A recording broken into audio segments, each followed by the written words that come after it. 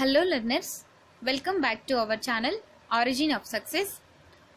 ఈరోజు మన క్లాస్లో ఆత్మనిర్భర్ భారత్ యోజన గురించి డిస్కస్ చేసుకుందామండి. అయితే మనకి ఎకానమీ రిలేటెడ్గా మనకి ఇది వెరీ వెరీ ఇంపార్టెంట్ అనమాట. అయితే రాబోయే ఎగ్జామ్స్లో ఎకానమీ అనేది వెరీ వెరీ ఇంపార్టెంట్ కీ రోల్ని ప్లే చేస్తుందన్నమాట. సో అందులోని ఇప్పుడు మన ఆర్థిక వ్యవస్థ అనేది తీవ్ర సంక్షోభంలో ఉందన్నమాట. అటువంటి ఆర్థిక వ్యవస్థని ఆ సంక్షోభం నుండి బయటికి తీసుకురావడానికే ఇలాంటి పథకాలు అనేవి ప్రవేశపెడుతూ ఉంటారనమాట. అయితే ఫస్ట్ ప్రీవియస్గా మనకి ఒక ప్యాకేజీని అయితే ప్రవేశపెట్టడం జరిగింది. గరీబ్ కళ్యాణ్ ప్యాకేజీని ప్రవేశపెట్టడం జరిగిందనమాట. సో దాన్ని కూడా బాగా చదువుకోండి. అయితే ఇప్పుడు ఆత్మనిర్భర్ భారత్ యోజన గురించి తెలుసుకుందాం. అయితే ఈ రెండు ప్యాకేజెస్ గురించి మనము థరోగా చదువుకొని ఉండాలండి. ఓకేనా? ఎందులో ఏ అంశం చేర్చారు, ఏ అంశం ఎందులో ఉంది అనేవి మీరు బాగా గుర్తుపెట్టుకోవాల్సి ఉంటుందన్నమాట.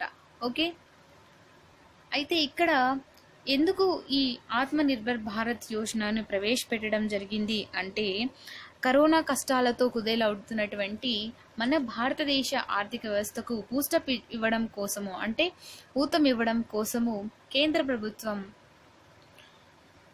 ప్రభుత్వం అనేది ఈ ఆత్మనిర్భర్ భారత్ యోజనను ప్రవేశపెట్టడం జరిగిందనమాట.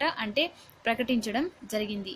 దీని ద్వారా 20 లక్షల కోట్ల ప్యాకేజీ అనేది ప్రకటించడం జరిగిందనమాట. ఈ ఆత్మనిర్భర్ భారత్ యోజన అంటే స్వయం సమృద్ధ భారత్. అయితే ఇది ఒక 5 ఫ్యాక్టర్స్ని బేస్ చేసుకుని రూపొందించడం జరిగింది. ఒకటి ఆర్థిక రంగం, వ్యవస్థ, జనాభా, డిమాండ్, పెంపుదల అనే ఈ 5 స్తంభాలపైన ఈ పథకాన్ని రూపకల్పన చేయడం అనేది జరిగిందనమాట. ఓకే, నిన్న జరిగినటువంటి ఈ ప్రెస్ మీట్లో భాగంగా నిర్మలా సీతారామన్ గారు ఈ ఆత్మనిర్భర్ భారత్ యోజనలో ఒక 16 అంశాలను అయితే ప్రస్తావించడం జరిగిందనమాట. ఆ 16 అంశాలలో ఒక 6 అంశాలు ఎంఎస్ఎంఈస్కి సంబంధించినవైతే, 2 ఈపీఎఫ్కిను, మరో 2 ఎన్బిఎఫ్సిస్కి, తర్వాత హెచ్ఎఫ్సికి, తర్వాత ఎంఎఫ్ఐకి, తర్వాత డిస్కామ్స్, కాంట్రాక్ట్స్, రియల్ ఎస్టేట్స్కి సంబంధించి ఒక్కొక్క అంశము, తర్వాత 3 అంశాలు ట్యాక్స్ మెజర్స్కి సంబంధించినవి. అయితే ఇప్పుడు మనము ఎంఎస్ఎంఈస్ గురించి చూద్దామండి. ఇక్కడ నేను కొన్ని ఎంసీక్యూస్ అనేవి ప్రవేశపెట్టడం జరిగిందనమాట.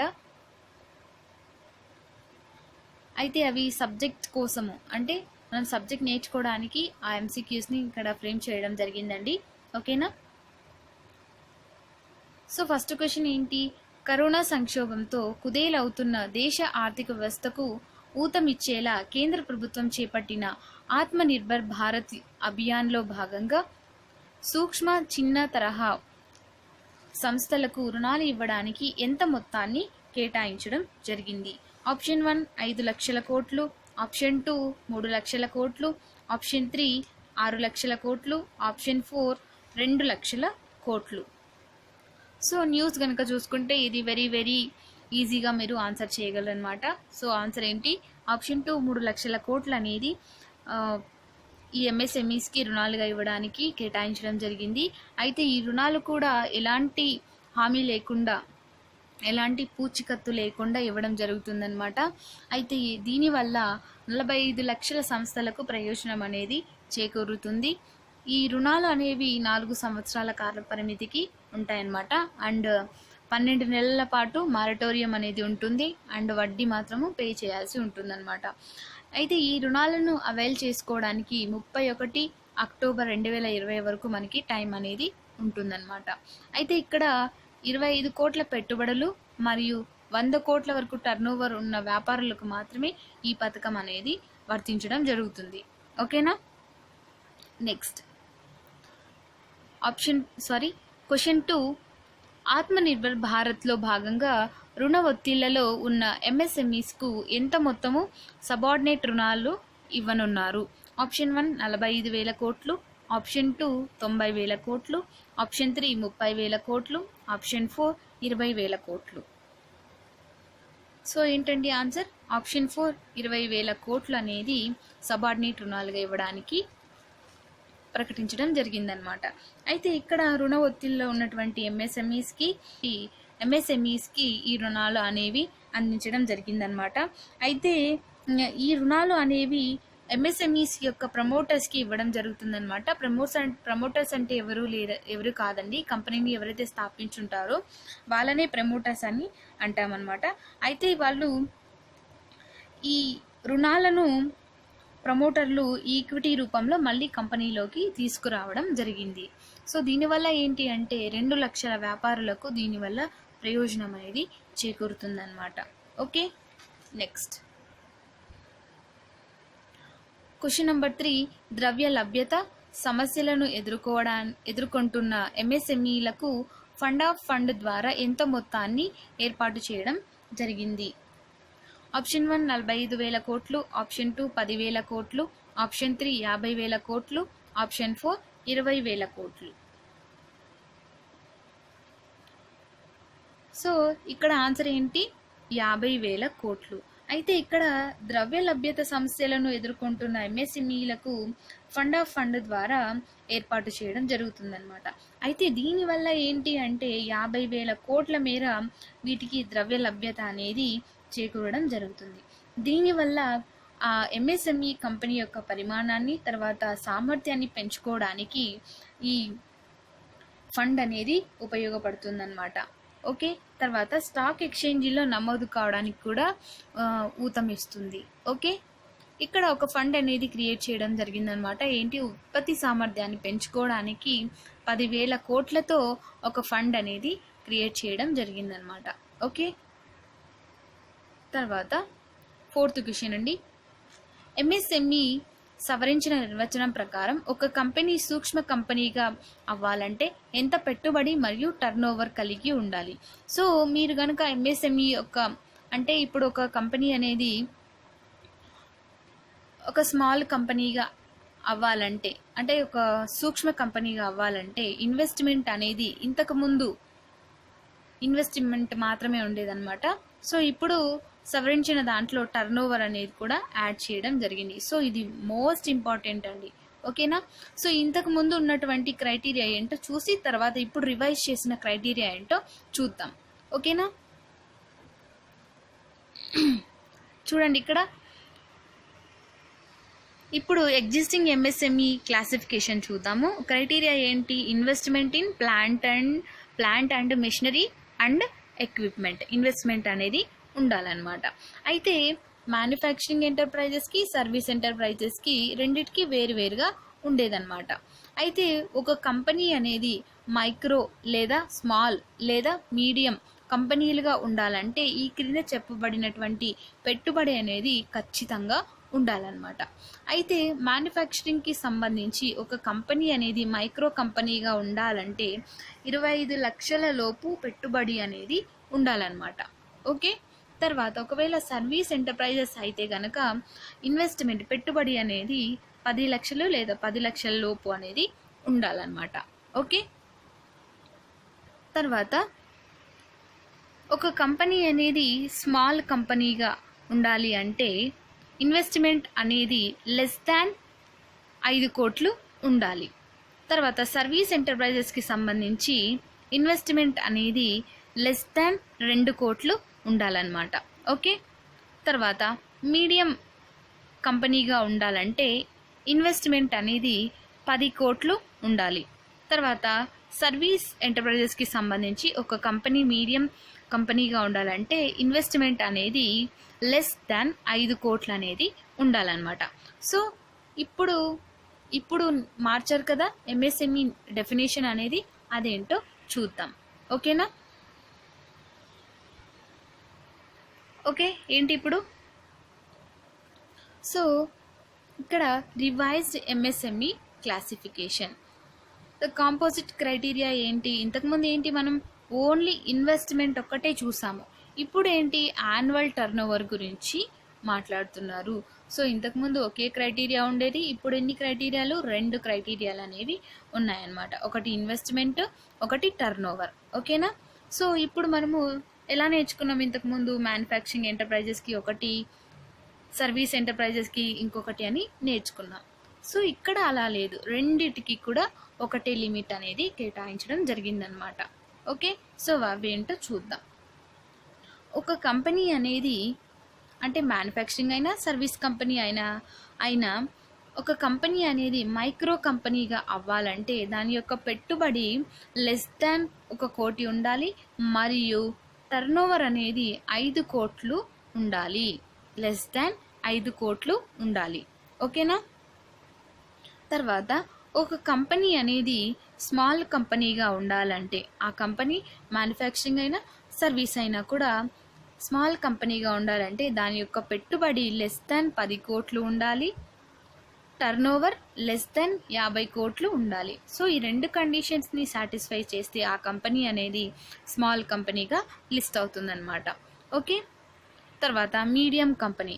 ఒక కంపెనీ అది మ్యానుఫ్యాక్చరింగ్ అయినా సర్వీస్ కంపెనీ అయినా దాని యొక్క పెట్టుబడి లెస్ దాన్ 20 కోట్లు ఉండాలి, దాని టర్నోవర్ వచ్చేసి లెస్ దాన్ 100 కోట్లు ఉండాలన్నమాట. అప్పుడే ఆ కంపెనీ అనేది మీడియం కంపెనీగా లిస్ట్ అవ్వడం జరుగుతుంది.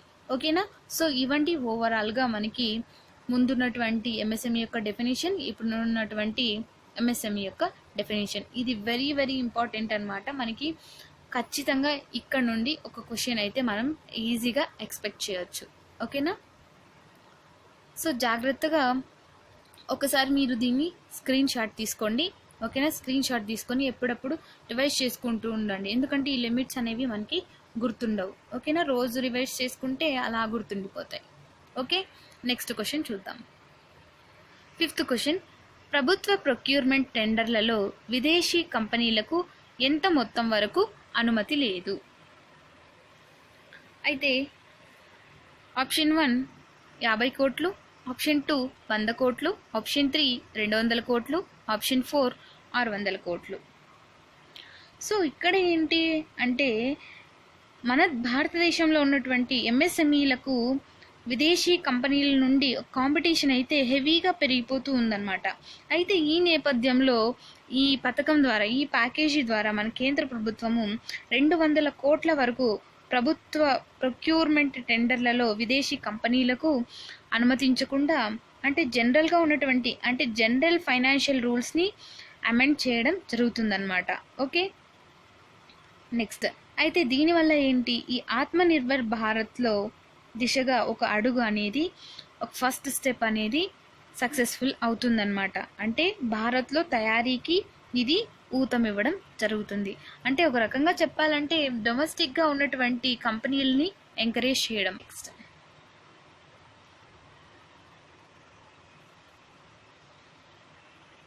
నెక్స్ట్ ఏంటండి, సో ఇంకా అదర్ ఇంటర్వెన్షన్స్ ఫర్ ఎంఎస్ఎంఈస్ గురించి ఇంకొక చర్యలు ఉన్నాయండి. ఇంకా కొన్ని ఏంటి అంటే COVID-19 కారణంగా ఈ ఎంఎస్ఎంఈస్కి మార్కెటింగ్ తర్వాత లిక్విడిటీ విషయంలో అనేక ప్రాబ్లమ్స్ అనేవి ఫేస్ చేయడం జరుగుతుంది.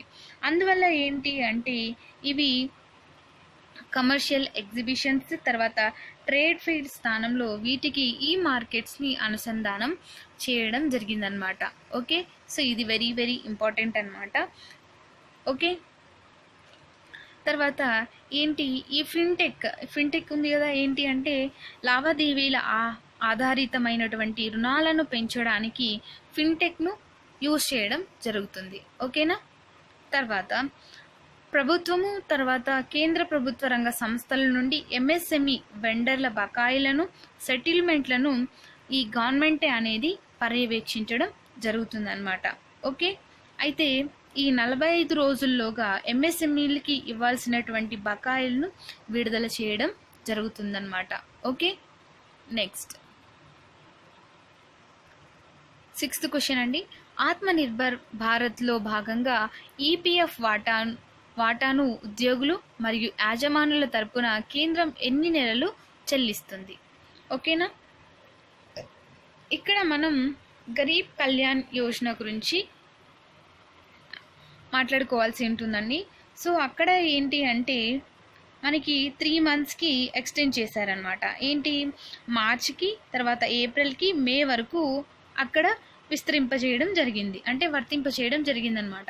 ఇక్కడ ఆత్మనిర్భర్ భారత్లో భాగంగా నెక్స్ట్ 3 మంత్స్కి, అంటే ఏంటి, జూన్, జూలై, ఆగస్ట్ వరకు దీన్ని ఎక్స్టెండ్ చేయడం జరిగిందనమాట.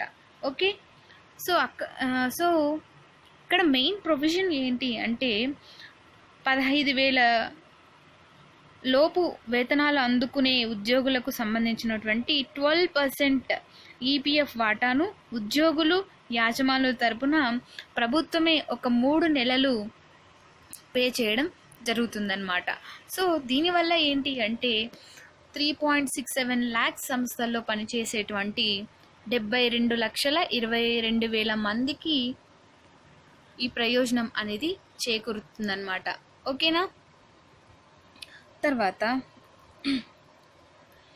ఇప్పుడు ఈ పిఎఫ్ అనేది మామూలుగా 12% అనేది పే చేయడం జరుగుతుందన్నమాట. ఇప్పుడు ఏంటి అంటే ఒక 2%ని తగ్గించడం జరిగిందండి. ఒక 2% పోతే ఇంకా 10% అనేది పే చేయడం జరుగుతుందన్నమాట. అయితే ఏంటి, ఈ ప్రైవేట్ సంస్థలు అంటే ఎంప్లాయీ ఇద్దరు కూడా కాంట్రిబ్యూట్ చేస్తారు కదా. అయితే ఈ ప్రైవేట్ ఎంప్లాయీస్ కానీ ఎంప్లాయర్స్ కానీ అందరూ కూడా 10% పే చేస్తారనమాట. అయితే ఇప్పుడు సెంట్రల్ గవర్నమెంట్ ఎంప్లాయర్ ఏం చేస్తారంటే యథాతథంగానే 12% అనేది పే చేయడం జరుగుతుంది, కానీ ఎంప్లాయీ మాత్రము 10% అనేది పే చేయడం జరుగుతుందన్నమాట. ఓకే, దీనివల్ల ఏంటి అంటే 6,750 కోట్ల ద్రవ్య లభ్యత అనేది ఉంటుందన్నమాట, అంటే పెరుగుతుంది. ఓకేనా. నెక్స్ట్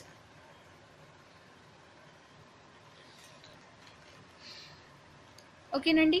నెక్స్ట్ ఏంటి అయితే ఇక్కడ ఒక ఇంపార్టెంట్ పాయింట్ చూడాలండి. ఏంటి అంటే ఇప్పుడు గరీబ్ కళ్యాణ్ యోజన కింద రాని ఉద్యోగులకు మాత్రమే ఈ వెసులుబాటు అనేది ఉంటుందన్నమాట. అయితే గరీబ్ కళ్యాణ్ యోజన కింద రానటువంటి ఉద్యోగులకు మాత్రమే ఈ వెసులుబాటు అనేది కల్పించడం జరుగుతుంది. ఓకే, దీనివల్ల 6.5 లక్షల సంస్థల్లో పనిచేసేటువంటి 43 కోట్ల మందికి ప్రయోజనం అనేది కలగడం జరుగుతుందన్నమాట. ఓకే, నెక్స్ట్ అండి 7th క్వశ్చన్. ఆత్మనిర్భర్ భారత్ అభియాన్లో భాగంగా ఎన్బిఎఫ్సి, హెచ్ఎఫ్సి, ఎంఎఫ్ఐలకు ఎంత మొత్తంలో ప్రత్యేక ద్రవ్య లభ్యత పథకాన్ని ప్రకటించడం జరిగింది? ఆప్షన్ 1 30,000 కోట్లు, ఆప్షన్ 2 45,000 కోట్లు, ఆప్షన్ 3 20,000 కోట్లు, ఆప్షన్ 4 10,000 కోట్లు. సో ఏంటండి ఇక్కడ మనకి అంటే ఏంటి, ఇక్కడ ప్రస్తుతం రుణ మార్కెట్ల నుండి బ్యాంకింగ్ ఏతర ఆర్థిక సంస్థలు, తర్వాత గృహ ఆర్థిక కంపెనీలు, మ్యూచువల్ ఫండ్స్ సంస్థలకు నిధులు సమీకరించడం అనేది కష్టంగా అయిపోయిందనమాట. అందుకే కేంద్రం ఏం చేసిందంటే ఈ పథకంలో భాగంగా 30,000 కోట్లతో ఒక ప్రత్యేక ద్రవ్య లభ్యత పథకాన్ని ప్రకటించడం జరిగిందనమాట. ఏంటి, స్పెషల్ లిక్విడిటీ స్కీమ్ని ప్రకటించడం జరిగింది.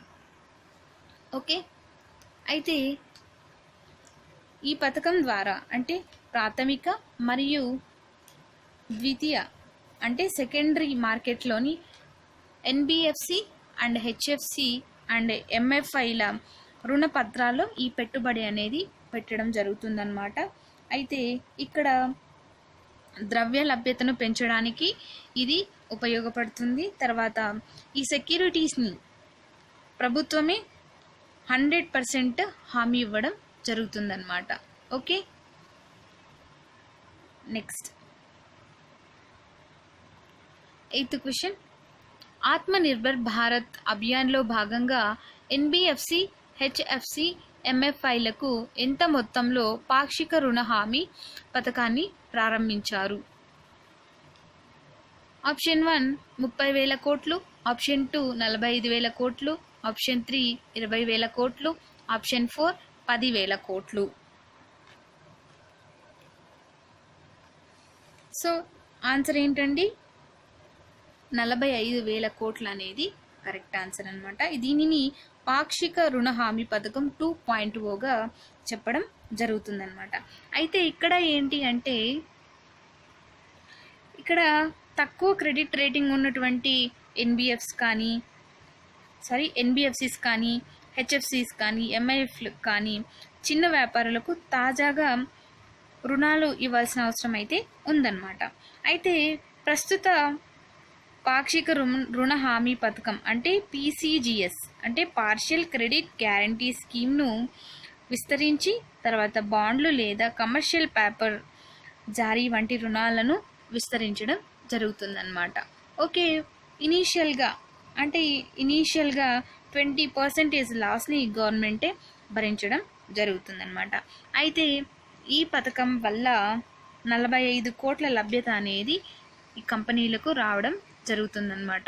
ఓకే, నెక్స్ట్ 9th క్వశ్చన్ అండి. Power finance corporation, rural electrical corporation ద్వారా డిస్కామ్స్కు ఎంత మొత్తాన్ని రుణంగా ప్రకటించారు? ఆప్షన్ 1 45 కోట్లు, ఆప్షన్ 2 90 కోట్లు, ఆప్షన్ 3 30,000 కోట్లు, ఆప్షన్ 4 20,000 కోట్లు. సో ఆన్సర్ ఏంటండి, మనకి 90,000 crores అనేది ఈ డిస్కామ్స్కు రుణంగా ప్రకటించడం జరిగిందనమాట. అయితే ఏంటి అంటే ఇక్కడ power finance corporation and rural electrical corporation ద్వారా డిస్కామ్స్కు 90,000 కోట్ల రుణాలు అనేవి ఇవ్వడం జరిగిందనమాట. అయితే కొన్ని షరతులు అనేవి కేంద్రం అనేది ప్రవేశపెట్టిందనమాట. ఏంటి అంటే ఈ రుణాలకు రాష్ట్ర ప్రభుత్వాలు పూచికత్తి ఇవ్వాల్సిన అవసరం అయితే ఉందన్నమాట. ఈ మొత్తాన్ని కేవలం జెన్కోలకు చెందిన బకాయిలు మాత్రమే చెల్లించడానికి ఉపయోగించాల్సి ఉంటుందన్నమాట. వీటి కోసము ప్రత్యేక చర్యలు తీసుకోవాలి, తర్వాత రిఫార్మ్స్ కూడా చేపట్టడం జరగాలి. తర్వాత రాష్ట్ర ప్రభుత్వాలు అనేవి డిస్కామ్స్కు చెల్లించాల్సినటువంటి బకాయిలన్నీ చెల్లించాల్సి ఉంటుందన్నమాట. అయితే ఇక్కడ కేంద్ర ప్రభుత్వ రంగ విద్యుత్ ఉత్పత్తి సంస్థలు డిస్కామ్లకు ఇచ్చేటువంటి రాయితీలు అంతిమంగా వినియోగదారులు అంటే పరిశ్రమలకే అందజేయడం జరగాలి అని ఇక్కడ పేర్కొనడం జరిగిందనమాట. ఓకే, నెక్స్ట్ అండి 10th క్వశ్చన్. కేంద్ర ప్రభుత్వ రంగ సంస్థల్లో చేసే అన్ని రకాల కాంట్రాక్టర్ల పరిమితిని ఎంతకాలం వరకు పొడిగించడం జరిగిందనమాట. సో ఆప్షన్ 1 2 నెలలు, ఆప్షన్ 2 6 నెలలు, ఆప్షన్ 3 3 నెలలు, ఆప్షన్ 4 12 నెలలు. ఓకే, ఇక్కడ మనం గమనిస్తే ఏంటి అంటే ఈ లాక్డౌన్ కారణంగా ఏంటి అంటే ఎక్కడ పనులు అక్కడే నిలిచిపోయాయి అన్నమాట. అయితే ఇప్పుడు కేంద్ర ప్రభుత్వ రంగ సంస్థల్లో చేసే అన్ని కాంట్రాక్టర్ల కాల పరిమితిని గవర్నమెంట్ అనేది 6 నెలలు పొడిగించడం జరిగిందనమాట. అయితే దీనికి ఎటువంటి జరిమానా కానీ ఏది విధించడం జరగదు. ఓకేనా, ఇప్పుడు జరుగుతున్న నిర్మాణ పనులు తర్వాత ఇతర పనులు లేదా సేవలకు సంబంధించిన కాంట్రాక్ట్లన్నిటికీ కూడా ఈ వర్తింపు అనేది పొడిగించడం జరుగుతుందన్నమాట. ఓకే, ఇక్కడ ఏంటి అంటే కాంట్రాక్టర్లు మిగిలిన పనులను పూర్తి చేయడానికి వీలుగా ప్రభుత్వ రంగ సంస్థలు తమ దగ్గర ఉన్న బ్యాంకు గ్యారంటీలను పాక్షికంగా విడుదల చేయడం జరుగుతుంది. ఓకేనా, నెక్స్ట్ మెయిన్గా మనం ఏం గుర్తుపెట్టుకోవాలి ఇక్కడ అంటే కేంద్ర ప్రభుత్వ రంగ సంస్థల్లో చేసే అన్ని రకాల కాంట్రాక్ట్ల కాల పరిమితికి ఎన్ని మంత్స్ పొడిగించడం జరిగింది అంటే 6 నెలల కాలం అనేది పొడిగించడం జరిగిందనమాట. ఓకే, ఇక్కడ కాంట్రాక్ట్స్ అంటే ఇక్కడ కన్స్ట్రక్షన్ కాంట్రాక్ట్స్ తర్వాత గూడ్స్ అండ్ సర్వీసెస్ కాంట్రాక్ట్స్ అని పిలుస్తారనమాట. ఓకే, నెక్స్ట్ అండి RERA రెరా కింద రిజిస్టర్ అయిన రియల్ ఎస్టేట్ ప్రాజెక్టులను ఎంతకాలం పొడిగించడం జరిగింది? ఆప్షన్ 1 2 నెలలు, ఆప్షన్ 2 6 నెలలు, ఆప్షన్ 3 3 నెలలు, ఆప్షన్ 4 12 నెలలు. సో ఏంటి ఇక్కడ 6 నెలలు పొడిగించడం జరిగిందనమాట. అసలు రెరా అంటే ఏంటి? కొన్ని రెగ్యులేటింగ్ బాడీస్ ఉన్నాయి కదా, ఇన్సూరెన్స్కి అయితే ఐఆర్డిఏ, బ్యాంక్స్కి అయితే ఆర్బీఐ ఉంది కదా, అలా అన్నమాట. ఇక్కడ రియల్ ఎస్టేట్కి సంబంధించి రెగ్యులేటింగ్ బాడీనే రెరా అనేది. ఓకేనా? సో ఇక్కడ ఈ రెరా వచ్చిన తర్వాత రియల్ ఎస్టేట్లో చాలా చేంజెస్ అనేవి, మార్పులు చోటు చేసుకున్నాయి అన్నమాట. ఓకే, సో ఇప్పుడు ఇక్కడ ఏంటి అంటే రెరా కింద రిజిస్టర్ అయిన రియల్ ఎస్టేట్ ప్రాజెక్టులను ఎంతకాలం పొడిగించారు అంటే 6 నెలల కాలం వరకు పొడిగించడం జరిగిందనమాట. అయితే ఇక్కడ ఈ చట్టం కింద నమోదు అయినటువంటి రియల్ ఎస్టేట్లకు మాత్రమే ఈ కాలాన్ని వర్తింపజేయడం జరిగిందనమాట. అయితే 25 మార్చి 2020కి పూర్తి కావలసినటువంటి అన్ని ప్రాజెక్టుల కాల పరిమితిని 6 నెలల వరకు పొడిగించడం జరిగింది. అయితే ఇందుకోసము మళ్ళీ దరఖాస్తు చేసుకోవాల్సిన అవసరం లేకుండానే ఈ కాల పరిమితిని అనేది పొడిగించడం జరుగుతుందన్నమాట. అయితే ఇంకా అవసరం అనుకుంటే ఈ కాల పరిమితిని మరో 3 నెలలు కూడా పొడిగించే అవకాశం అనేది ఉంటుందన్నమాట. ఇందుకు అనుగుణంగా సవరించినటువంటి టైం లైన్తో ఆటోమేటిక్గా తాజా ప్రాజెక్ట్ రిజిస్ట్రేషన్ సర్టిఫికేట్లు జారీ చేయడం జరుగుతుందన్నమాట.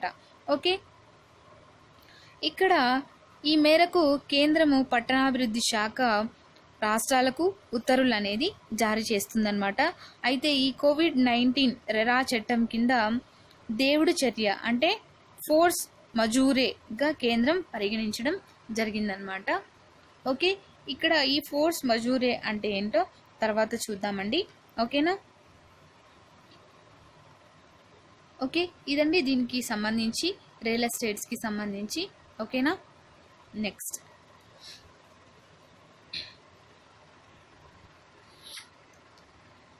ఇక్కడ 12th క్వశ్చన్ అండి. టీడీఎస్ అండ్ టీసీఎస్ పై ఎంత శాతం తగ్గించడం జరిగిందనమాట. ఎంత? Option 1 10%, option 2 30%, option 3 25%, option 4 15%. So answer ఏంటండి? 25%. ఓకే, ఇక్కడ ఏంటి అంటే ప్రధానంగా ప్రజల చేతిలో నగదు లభ్యతను అంటే లిక్విడిటీని పెంచడానికి ప్రభుత్వం అనేది ప్రత్యక్ష పన్ను చెల్లింపుదారులకి కొంత ఉపశమనం అయితే కలిగించిందనమాట. అయితే ఏంటి? వేతనం సహా ఇతర ఆదాయాలపై చెల్లించే టీడీఎస్ అండ్ టీసీఎస్ పైన 25% అనేది తగ్గించడం జరిగిందనమాట. అవి కూడా ఏంటి? Contracts, professional fees, interest, rent, dividend, commission, brokerage shall be eligible for this deduction rate of TDS. ఓకేనా? అయితే ఏంటి అంటే ఇక్కడ దీని ద్వారా 50,000 కోట్ల వరకు నగదు అనేది అందుబాటులోకి వస్తుందన్నమాట. ఇది ఓన్లీ ఫర్ ఇప్పుడు ప్రస్తుతం ఉన్నటువంటి ఫైనాన్షియల్ ఇయర్కి మాత్రమే అప్లికేబుల్ అవుతుందన్నమాట. అయితే ఇక్కడ మనం పైన చెప్పాం కదా, ఇక్కడ కాంట్రాక్ట్, ప్రొఫెషనల్ ఫీజ్ అని చెప్పాం కదా, ఇవి మే 14 నుండి 31 మార్చ్ 2021 వరకు వచ్చిన అన్ని రకాల కాంట్రాక్టులు, వృత్తి ఆదాయం, వడ్డీ, అద్దె, డివిడెండ్, కమిషన్, బ్రోకరేజ్ తదితర వాటాపై 25% అనేది తగ్గడం జరుగుతుందన్నమాట. సో ఇక్కడ నేను ఎగ్జాంపుల్ చెప్తాను, చూసుకోండి ఒకసారి. ఇప్పుడు పైన చెప్పిన ఇప్పుడు కాంట్రాక్ట్ల ద్వారా ఒక 20,000 అనేది వచ్చిందనుకోండి, దానిపైన మనం టీడీఎస్ అనేది పే చేయాలన్నమాట. ముందుగా టీడీఎస్ ఎంత ఉంది? 10% ఉంది. అంటే 20,000లో 10% అంటే 2,000 అనమాట. ఇప్పుడు 20,000లో 2,000 లెస్ చేస్తే ఇంకా రిమైనింగ్ 18,000 అనేది ఉంటుంది. అయితే ఇప్పుడు ఏంటి? 25% అనేది తగ్గించింది కదా. ఈ 10%లో 25% అంటే ఎంత? 7.5% అనేది వస్తుందన్నమాట. ఇప్పుడు ఆదాయం వచ్చింది కదా కాంట్రాక్ట్ల నుంచి 20,000 అనేది. సో ఇంటూ 7.5 వేయండి, పర్సెంటేజ్ ఎంత వస్తుంది మనకి? అప్పుడు 1,500 అనేది వస్తుందన్నమాట. అయితే ఈ 1,500 టీడీఎస్గా మనం పే చేయడం జరుగుతుంది. ఇంకా రిమైనింగ్ ఎంత ఉంటుంది? 18,500 అనేది ఉంటుందన్నమాట. ఓకే, ఇలా క్యాల్కులేట్ చేయడం జరుగుతుంది. ఓకేనా. నెక్స్ట్ ఏంటి తర్వాత other direct tax measures. All pending refunds to charitable trust and non corporate businesses and professions including proprietorship and partnership LLP cooperatives shall be issued immediately. అయితే గత ఆర్థిక సంవత్సరానికి సంబంధించి సేవా సంస్థలు కానీ, నాన్ కార్పొరేట్ వ్యాపారస్తుల సంస్థలు, వృత్తి నిపుణులు, భాగస్వామ్య సంస్థలు తదితరాలకు రావాల్సినటువంటి రిఫండ్ చెల్లింపులను వెంటనే చెల్లిస్తామని చెప్పి ప్రకటించడం జరిగిందనమాట. అయితే ఇంకొక నెక్స్ట్ పాయింట్ ఏంటి, due date of all income tax returns. దీనికి సంబంధించి ఫైనాన్షియల్ ఇయర్ 2019-20కి సంబంధించి ఇంతకుముందు జూలై 31 తర్వాత 31 అక్టోబర్కు ఉన్నిందండి. దాని నుండి ఇప్పుడు నవంబర్ 30, 2020 వరకు ఎక్స్టెండ్ చేయడం జరిగిందనమాట. మరియు ట్యాక్స్ ఆడిట్ని 30th సెప్టెంబర్ 2020 నుండి 31 అక్టోబర్ 2020 వరకు ఎక్స్టెండ్ చేయడం జరిగిందనమాట. ఓకే, సో ఇది చాలా చాలా ఇంపార్టెంట్ అండి. Due date for income tax return is 30th November 2020 అనమాట. అండ్ ట్యాక్స్ ఆడిట్కి సంబంధించి 31 October 2020. Okay, next other direct tax measures. అయితే డేట్ ఆఫ్ అసెస్మెంట్ ఎప్పుడు అంటే ఇంతకుముందు 30th సెప్టెంబర్ 2020 ఉన్నింది మామూలుగా. అయితే ఎక్స్టెండెడ్ టు 31 డిసెంబర్ 2020, అంటే 2020 వరకు ఎక్స్టెండ్ చేయడం జరిగిందనమాట. తర్వాత 31 మార్చ్ 2020 వరకు ఉన్నదాన్ని 31 సెప్టెంబర్ 2020 వరకు ఎక్స్టెండ్ చేయడం జరిగింది. తర్వాత ఇక్కడ వివాద్ సే విశ్వాస స్కీమ్ కూడా 31 డిసెంబర్ వరకు ఉంటుందని పేర్కొనడం జరిగిందనమాట. ఓకే, సో ఇదండి మనకి ఆత్మనిర్భర్ భారత్ యోజన గురించి నిన్న ప్రెస్ మీట్లో ప్రస్తావించినటువంటి 16 అంశాలు అనేవి. సో ఇంకా చాలా ఉన్నాయండి. సో అవి వచ్చిన తర్వాత వాటిని మనము డిస్కస్ చేసుకోవడం జరిగింది. సో ఎకానమీ అనేది మనకి చాలా చాలా ఇంపార్టెంట్ అండి. సో ఎకానమీని మాత్రం నెగ్లెక్ట్ చేయకండి. మెయిన్గా మనకి గ్రూప్ 1 కానీ 2 కానీ గ్రూప్ 1 ఆర్ 2లో గ్రూప్ 2లో వచ్చేసి మనకి థర్డ్ పేపర్లో 150 మార్క్స్కి ఉంటుంది. సో ఆ 150 మార్క్స్లో మనము మినిమం 100 మార్క్స్ అయినా కూడా తెచ్చుకోవాలి. సో అలా తెచ్చుకోవాలంటే సో ఇప్పటి నుంచి ఎఫెక్టివ్గా చదవాలి. So all the best for your preparation. ఓకేనా. Thanks for watching. సో మన ఛానల్కి మీరు న్యూగా విజిట్ అయ్యింటే సబ్స్క్రైబ్ చేయండి, లైక్ చేయండి అండ్ కామెంట్ చేయండి. Okay, thanks for watching. Have a good day.